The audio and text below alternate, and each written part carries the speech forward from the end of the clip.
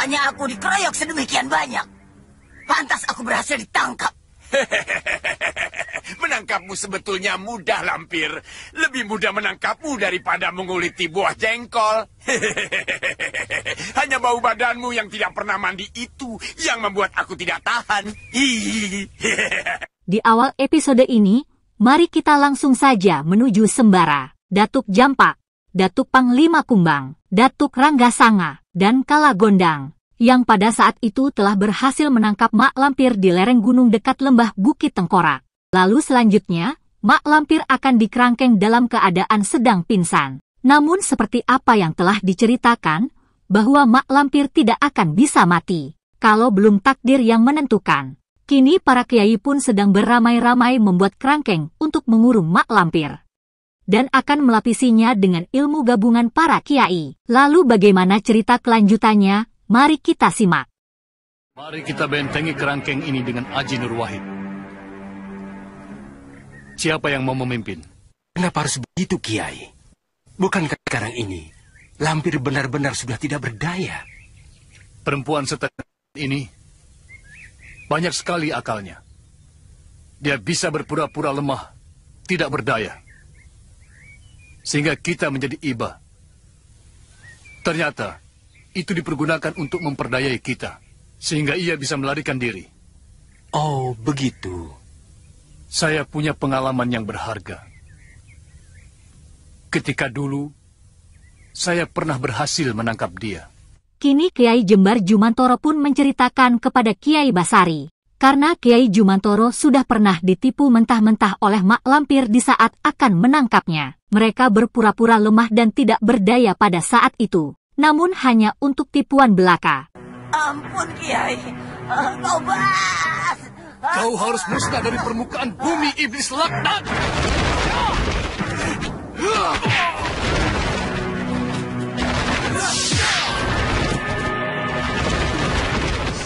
Dan saya bersumpah, apabila satu saat saya dapat menangkap manusia setengah ini, tidak akan saya lepaskan lagi untuk selamanya.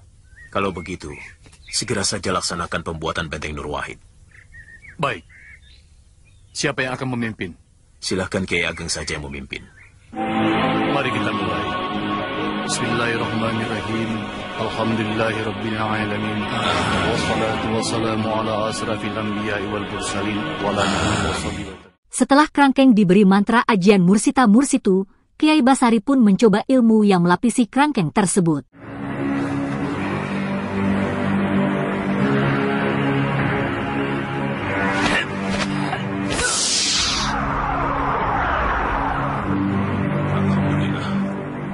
Usaha kita tidak sia-sia. Ayo, kita coba sekali lagi. Baiklah. Sampai di mana kekuatannya? Mari. Setelah Kiai Basari mencoba tidak mempan, rupanya Kiai Jabat dan Kiai Jumantoro pun masih penasaran. Dan kali ini akan dicoba ilmu gabungan dua kiai. Pengecut kalian. Rupanya aku dikeroyok sedemikian banyak. Pantas aku berhasil ditangkap. Menangkapmu sebetulnya mudah, Lampir. Lebih mudah menangkapmu daripada menguliti buah jengkol. Hanya bau badanmu yang tidak pernah mandi itu yang membuat aku tidak tahan. Berani kau menghina aku.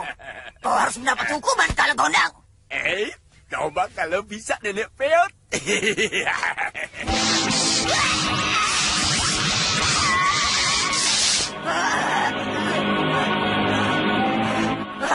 Kekuatan apa ini? Kekuatan Tuhan, Lampir. Semakin kuat kau mengerahkan tenaga dalammu, semakin kuat pula kekuatan Tuhan akan menghancurkanmu. Menyerahlah, Lampir. Katakan, di mana kelemahan Grandong itu? Aku tidak tahu. Aku bukan orang tuanya. Setauku, si Grandong tidak punya kelemahan. Kau pasti tahu. Sebab kaulah yang menolong kelahirannya. Hei Jumantoro, katanya kau Kiai Sakti Mandraguna. Yang begitu aja nanya sama aku. Jumantoro. Meskipun Mak Lampir sudah di dalam kerangkeng, Namun bagi Mak Lampir tidak ada bahasa takut dan sebagainya. Lebih parahnya lagi, Kiai Jumantoro pun ditertawakan oleh Mak Lampir ketika menanyakan kelemahan Gerandong. Dan kini Datuk Ranggasanga sudah meninggalkan tempat itu, karena akan menjalani tapa brata. Lalu kemudian, Santa Lima pun menyarankan kepada Kiai Jumantoro untuk bersabar mengetahui kelemahan Gerandong. Karena mereka yakin kepada Sang Pencipta, tidak semata-mata menciptakan kekuatan bila tidak ada kelemahan. Hanya saja belum waktunya mendapat kelemahan seseorang. Tapi siapakah pemusnahnya? Apakah salah satu dari antara kita? Wallahu alam. Kita tunggu saja.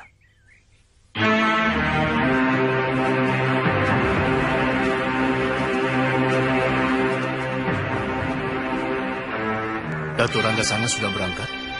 Sudah. Semoga ia berhasil mencapai cita-citanya yang mulia itu. Di sisi lain, kini para pemburu Mak Lampir pun sedang kebingungan di tengah hutan sedang memikirkan bagaimana caranya membawa Mak Lampir yang sudah ada di dalam kerangkeng. Karena kerangkeng tersebut sebelum diisi juga sudah berat. Dan kini kerangkeng tersebut sudah diisi Mak Lampir. Menurut Kiai Jembar Jumantoro, berat Mak Lampir mencapai 3.000 kilogram. Yang mestinya tidak bisa digotong sampai kediaman Kiai Jabat. Tidak bisa keluar, karena dilapisi ilmu dari langit. Siapa yang melawan dia? Dan sekarang ada di mana? Orang-orang sakti. Sekarang aku berada di lepas angin. Kau jangan ke sini. Berbahaya. Kau tidak akan kuat melawan mereka. Lalu apa yang harus saya lakukan untuk membebaskan guru dari tahanan musuh? Hubungi yang lain. Siapkan kekuatan. Baik, Guru. Kini para pemburu Mak Lampir pun sedang merencanakan persiapan untuk membawa Mak Lampir. Akan tetapi, kini Mak Lampir pun diam-diam sedang mengontak dengan hubungan batin para pengikutnya untuk mencegat di perjalanan nanti. Ya, tapi tunggu dulu utusan dari negeri atas angin yang akan menggantikan Datuk Ranggasanga. Assalamualaikum warahmatullahi wabarakatuh. Waalaikumsalam warahmatullahi wabarakatuh. Saya Datuk Larang Tapa. Saya diutus untuk menggantikan kakak saya, Datuk Ranggasanga, yang harus melakukan tapa berata untuk menyelesaikan ilmu roh balik tahap akhir. Terima kasih atas kesediaan Andika menggantikan Datuk Ranggasanga yang akan menjalankan niat sucinya yang mulia. Silakan duduk. Apa yang dikatakan oleh Kiai Ageng benar sekali. Bahwa tidak mungkin kita meninggalkan Mak Lampir dengan kerangkengnya di sini. Di tengah hutan seperti ini. Padahal kita harus pulang. Jadi, mau tidak mau, kerangkeng harus kita bawa. Benar. Kerangkeng itu dalam keadaan kosong. Tanpa ada orang di dalamnya, sudah berat. Apalagi ada isinya. Dan isinya bukan sembarangan. Tapi, Mak Lampir yang punya 1000 akal. Itulah masalahnya. Bisa saja kita membawanya bersama-sama dan menggotong kerangkeng itu. Tapi akan makan waktu begitu lama. Dan pasti kita akan bergantian. Karena kerangkeng itu terlalu berat.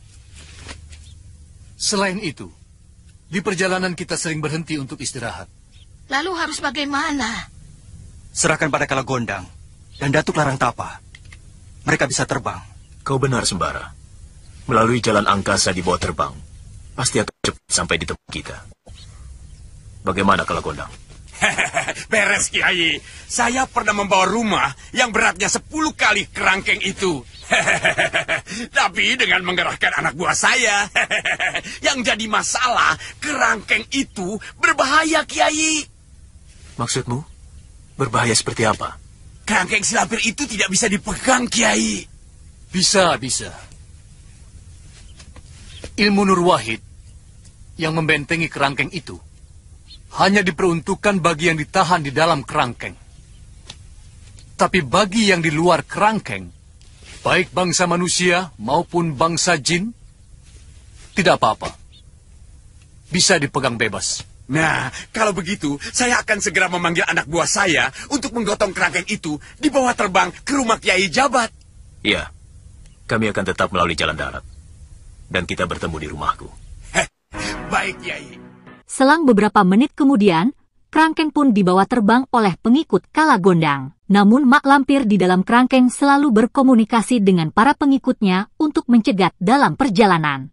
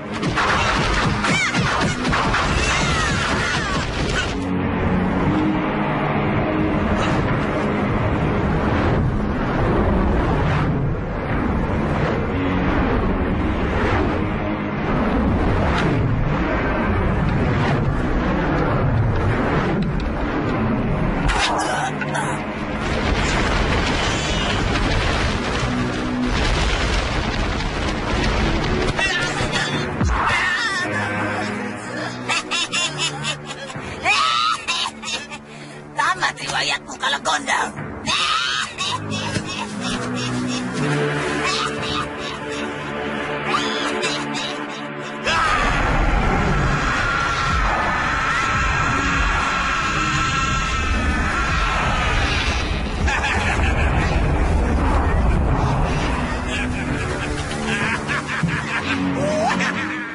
Kiranya sampai di sini dulu alur cerita film Legenda Gunung Merapi untuk episode kali ini. Mari kita nantikan cerita kelanjutannya di episode yang akan datang. Terima kasih.